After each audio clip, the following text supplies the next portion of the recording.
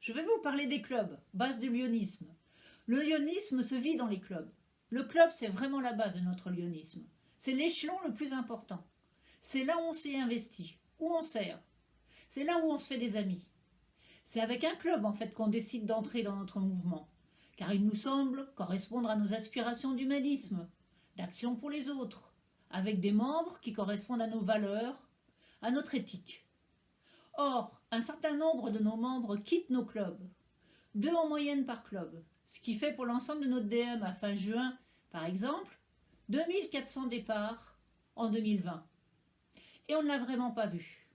C'est un membre qui vient moins, ou pas, une cotisation qui n'est pas payée, pas de réponse au téléphone, et en juin, il n'est plus là. Et on ne le remplace pas dans la majeure partie des cas, car normalement un départ devrait amener un nouveau automatiquement.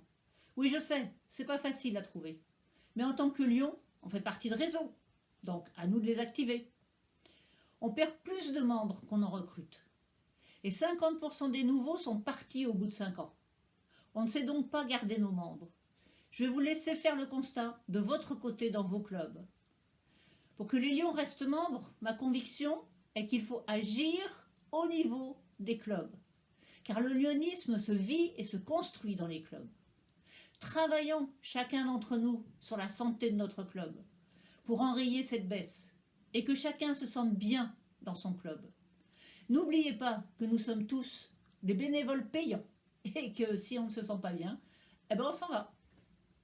Et avec la Covid, cela va être pire, surtout dans les clubs dormants, ceux qui ne font rien depuis 18 mois, ça correspond à peu près à 15% de nos clubs. Pas de Zoom, pas d'action, pas d'appel téléphonique. Vous en connaissez.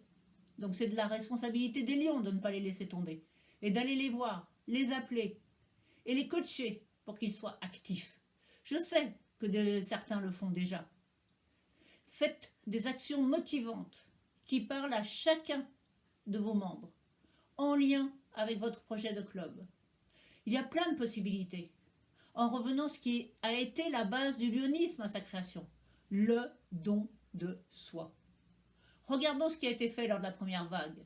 Ça a été super, avec les répartitions des masques, des blouses, d'iPad dans les hôpitaux, les iPads, et comme cela se fait en ce moment pour les jeunes, dont les étudiants, la collecte et l'apport de nourriture sur place, dans les universités, sur les lieux de vie, la réalisation de repas de chef, la collecte d'argent. Et pour ceux qui auraient un petit peu plus peur d'être sur le terrain, la possibilité de mettre un numéro de téléphone style hotline qu'un jeune peut faire s'il a besoin de parler, être un référent d'un jeune en l'appelant régulièrement afin de prendre de ses nouvelles. Tous ceux qui ont participé ont été fiers d'être Lyon. C'est ce qu'on appelle du don de soi. Tout cela fait vivre un club, même si les membres ne participent pas, mais ils sont tenus au courant. On les appelle, etc. C'est basique, mais c'est nécessaire. Alors, je crois qu'il faut travailler sur l'ambiance dans nos clubs, sur l'acceptation de tous, c'est la base, malgré les différences. Ce sont d'ailleurs ces différences qui en font la richesse. Chaque nouveau amène des éléments, des façons de voir qui font évoluer le club en positif, qui nous permet d'être beaucoup plus en adéquation avec les nouveaux besoins, car notre monde change et il faut s'y adapter, sous peine, à un moment donné, de nous trouver complètement en inadéquation. Donnons-leur envie de prendre des responsabilités. Et s'ils vous disent non, prenez du temps pour leur expliquer ce qu'ils peuvent apporter au mouvement, avec leurs compétences, que ce n'est pas difficile, qu'ils peuvent le faire en même temps que leur travail et que leur famille. Je crois qu'un ensemble d'entre vous qui m'écoutent ne se voyez pas, par exemple, président ou président de zone ou gouverneur. Et ils le sont aujourd'hui. Et ils sont heureux aujourd'hui de servir autrement. Laissons nos égos de côté. Remettons en avant notre maxime. Nous servons et non pas je me sers. Nous ne sommes pas là pour avoir une carrière dans notre mouvement, mais à y apporter nos compétences, notre dynamisme, nos idées pour aider les plus démunis. Là où il y a besoin, il y a un lion. Cela est de moins en moins vrai en France, car les besoins, eux, sont immenses et se développent. C'est pour cela que nous avons besoin de plus en plus de membres pour y répondre. Ce n'est pas faire du nombre pour faire du nombre, mais parce que nous servons. Sinon, on devra bientôt dire, là où il y a un besoin, il n'y a plus de lion. On me parle souvent de quantité versus qualité dans le recrutement. Vaste question. Bien entendu, on ne doit pas recruter n'importe qui pour faire du nombre pour du nombre. Ce serait complètement aberrant. Mais quelqu'un qui ait des valeurs d'humanisme, bien sûr, qui a envie de s'investir et qui ait les moyens financiers de suivre. Mais qu'est-ce que c'est que recruter de la qualité?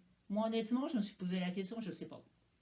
Et puis, est-ce qu'on ne peut pas se dire que c'est à nous de faire que cette quantité devienne quelque part de la qualité par la formation que nous allons donner à ces nouveaux membres, par l'aide, par le soutien que nous allons leur apporter en leur faisant confiance, par l'amitié que nous allons mettre en avant, en leur montrant que nous sommes contents qu'ils soient des nôtres et qu'ensemble, on va servir. Et puis en leur confiant bien entendu des responsabilités.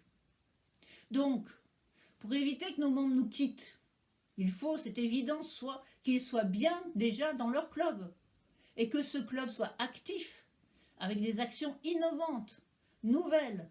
Un club qui ne ronronne pas. Cela permet bien entendu d'attirer de nouveaux qui ont leur place dans nos clubs et de les garder. Nos clubs doivent être notre priorité. Le bien-être de nos membres dans nos clubs primordial. Car un lion qui est bien dans son club, c'est un lion qui reste. C'est un message d'espoir que j'essaye de vous faire passer, car c'est à chacun d'entre nous de le faire, et cela doit pouvoir se faire. Au plaisir de vous revoir un de ces jours, dans l'amitié et dans l'échange. D'ici là, vous pouvez vous connecter à mon site internet, nous retrouver sur Facebook et sur les réunions Zoom. Je vous souhaite un très très bon congrès, qu'il soit virtuel ou présentiel. À très bientôt!